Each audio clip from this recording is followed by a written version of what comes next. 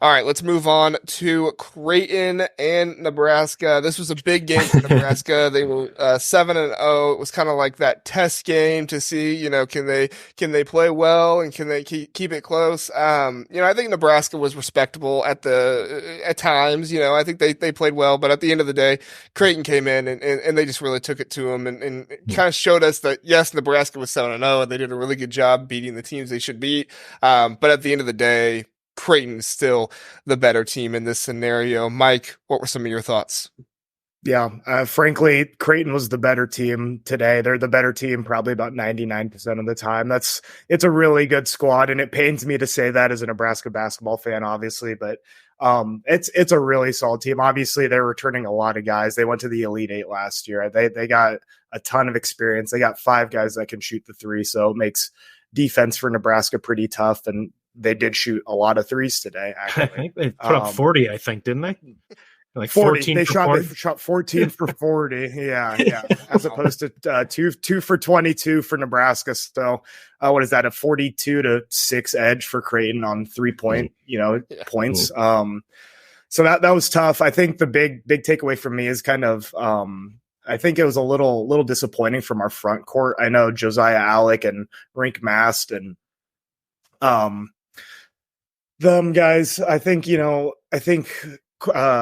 Alec ended up taking as many threes as Casey Tominaga, which is not, I'm sure that probably wasn't in the game plan for us. So I think Creighton did a great job forcing Nebraska into uncomfortable positions, things they didn't want to do, where not so much on the other end. Nebraska were a big help defense, and I think Creighton was able to utilize that, pass out of that, pass the ball around the 3-point arc and get some good looks, and they made them today, whereas last year when we beat them, they didn't quite fill up the bucket like they did today. So Yeah, no, for sure. I think that shows the discipline of this Creighton team to be able to see the help defense and make those decisions that they need to make. And I think this is obviously a bummer for Nebraska, but I do think things are looking up for them. Fred Hoiberg obviously is struggling, with some of his perception at the end of last season, but he was able to help that out, and he's helping that out by continuing to win to start this season. So we'll see where that goes. But at the end of the day, I wouldn't look at this game and say this defines Nebraska this season. I think they're a better team than we thought going in, for sure. Do you have any more thoughts on Fred Hoiberg and just like the perception of this team this season, Mike?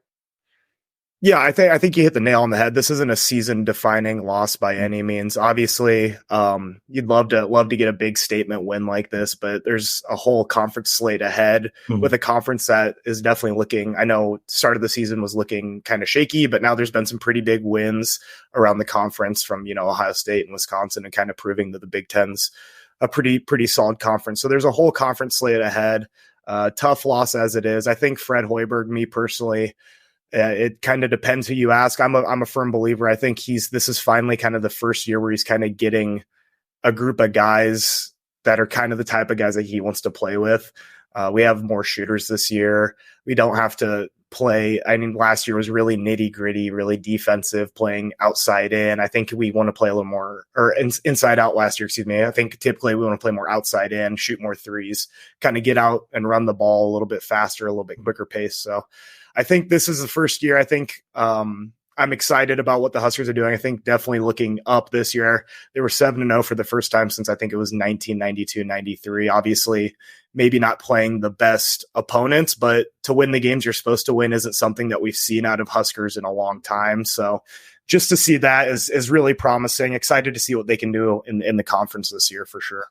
Yeah, and I think there's a lot to say about winning the games you're supposed to win. And they did beat an Oregon State team. I know Oregon State's not the best team out there, but that's still, an upper level team that they're able to beat and take care of business there.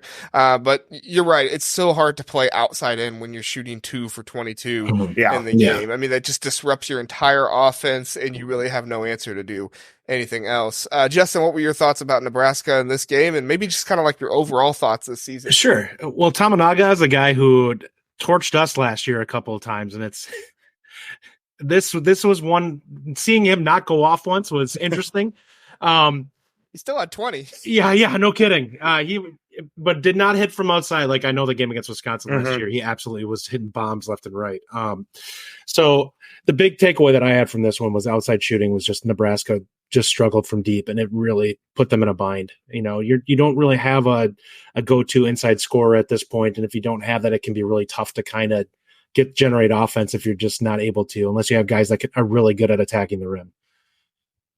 Yeah, no, for sure. I think Tamanaga has to be that guy who leads the outside shooting and really leads the team in being able to make it work. But he is still young, and it's hard to put all of this weight on him. He has a bright future. Obviously, he's played nationally and done all these things. But at the end of the day, you know, this is still a kid, and he still has to be able to make those things happen. And I think Fred Hoiberg's coaching will help him be able to develop and get there to where the team needs to be. Mike, before we move on, I've been very impressed with Rink Mast this season. Obviously, he didn't have the game he hoped to have in this one, but just kind of give us some of your thoughts on him in this game and just overall this season.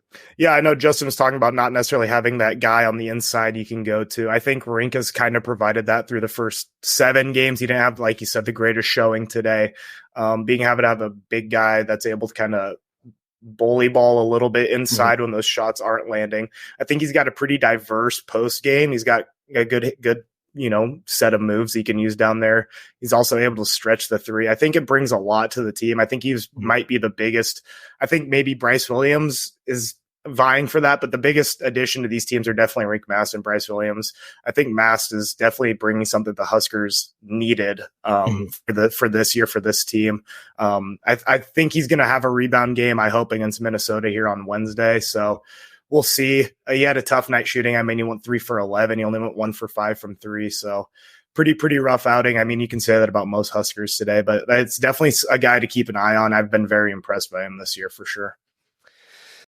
Listen to the Big Ten Huddle. Please do like and subscribe. We appreciate that. If this was your first time listening, we are the Big Ten Huddle. We cover all things Big Ten football and basketball. We have a long episode every Sunday, Tuesday, and Wednesday night, all at 9 o'clock. So come in, check us out, get in the chat, let us know what you're thinking. We would love to have you join us and learn more about the Big Ten.